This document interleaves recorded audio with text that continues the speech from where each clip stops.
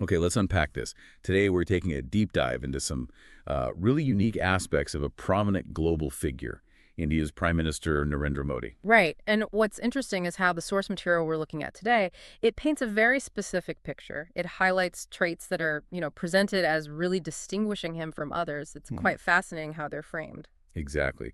We've got this piece titled 10 Unique Traits of PM Narendra Modi. And it details, well, everything from his communication style, personal habits, even his very humble beginnings.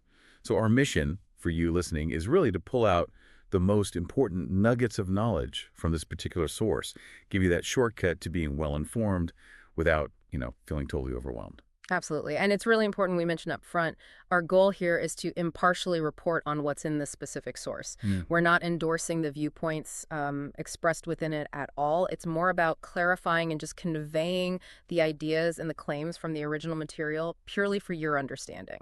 Right, understood. So let's jump right into these characteristics then. The source immediately points to something called man ki baat.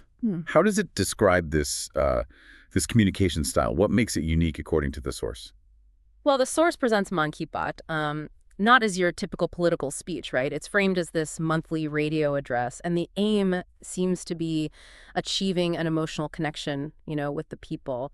I think the key insight presented is how this format allows for a direct, quite informal conversation, often in local languages too, which kind of bypasses traditional media. And that fosters this perceived intimacy. That seems quite unique in modern politics as the source presents it. Mm. Yeah, that does sound like a powerful strategy for like direct engagement.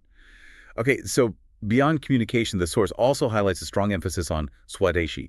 Can you tell us what that involves according to the source material? Sure. So this trait, as the source puts it, underlines a consistent push for local products and self-reliance. It mentions specifically Prime Minister Modi championing campaigns like Make in India, Vocal for Local, and also Atmanirbhar Bharat, Yeah. which translates to self-reliant India. And it emphasizes that, buying local directly creates jobs for the country's workers. So the framing suggests this direct link between consumer choices and boosting the national economy. Right, a very clear economic and sort of nationalist focus there. And speaking of these ambitious visions, the source highlights a big one, digital Farad. Mm. How is that described? What significance does the source attach to it? Yeah, the source really emphasizes that the digital India concept wasn't just like an idea. It was actually brought down to the ground level. It mentions online services now working even in villages, and it credits this vision with the expansion of things like digital payments, e-governance, online education, basically presenting it as this transformative initiative that's modernizing the nation's infrastructure and services. It certainly paints a picture of, yeah, widespread tech impact. Yeah. Okay, so we've looked at how the source presents these public-facing initiatives. Now, shifting a bit to more personal aspects of his leadership, the source talks about yoga and a healthy life. You all know yoga is huge globally, but how does the source connect it specifically to the Prime Minister? Well, it explicitly states his daily yoga practice, Oh, and it points to his instrumental role in getting International Yoga Day established. His belief, and they quote this, is that to bring balance into life, one must adopt yoga. So it's positioned both as a personal discipline and this global initiative he championed. That seems key to its portrayal, doesn't it? it definitely highlights that, yeah. A personal practice scaled up globally. Yeah. Okay, then the source mentions patriotism in every small act. What kind of examples does it give for that? The way it's portrayed here is about integrating patriotism into like daily life and everyday choices. So the source points to things like a preference for khadi clothes, the hand-spun fabric, very symbolic. From the independence movement.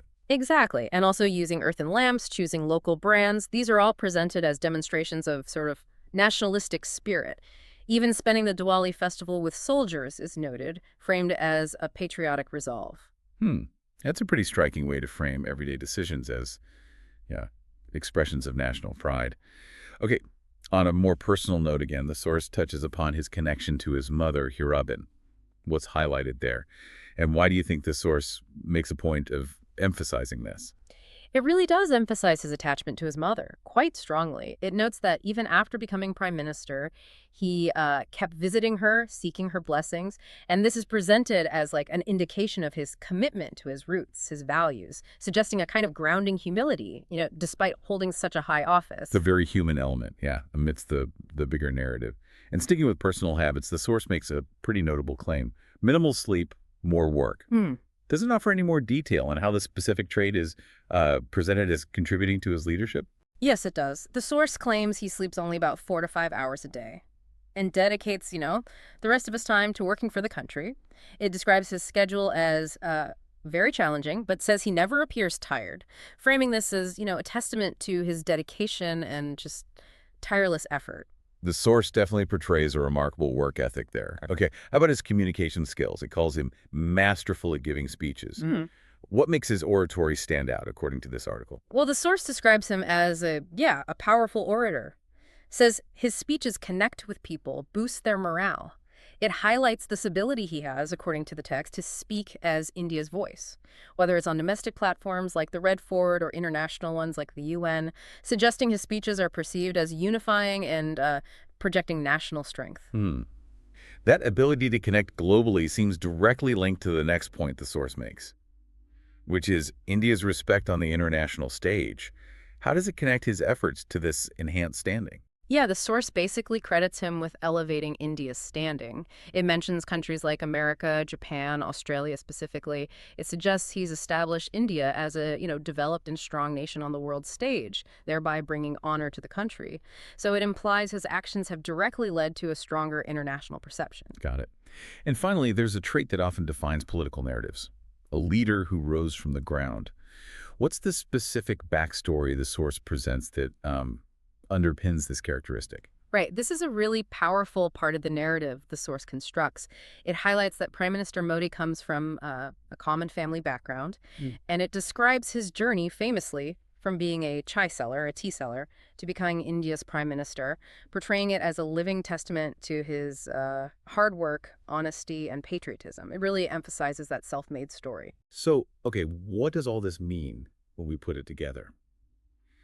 We've explored how this source presents everything from dedication to initiatives like Monkey Bot and the Digital Heart of Vision, to very personal traits like the minimal sleep schedule, the deep connection to family like visiting his mother Hiraben, and even integrating patriotism into daily life, supporting Kadi or spending Diwali with soldiers. Yeah, and if we connect this to the bigger picture, I think this deep dive offers a really unique lens, a lens on how personal characteristics and specific initiatives are presented to shape a public image. It highlights how these different facets, fostering Swadeshi values like make in India, vocal for local, promoting yoga globally, how they're all kind of woven together to create this distinctive leadership narrative that seeks to elevate India's standing internationally, according to the source. Indeed.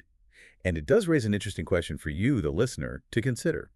How do these individual traits and efforts, as they're presented in sources like this one, how do they contribute to the broader perception of a national leader, both at home and, internationally? How do they resonate with a nation's aspirations, maybe inspire its people, especially given that claim we discussed rising from a chai seller to prime minister?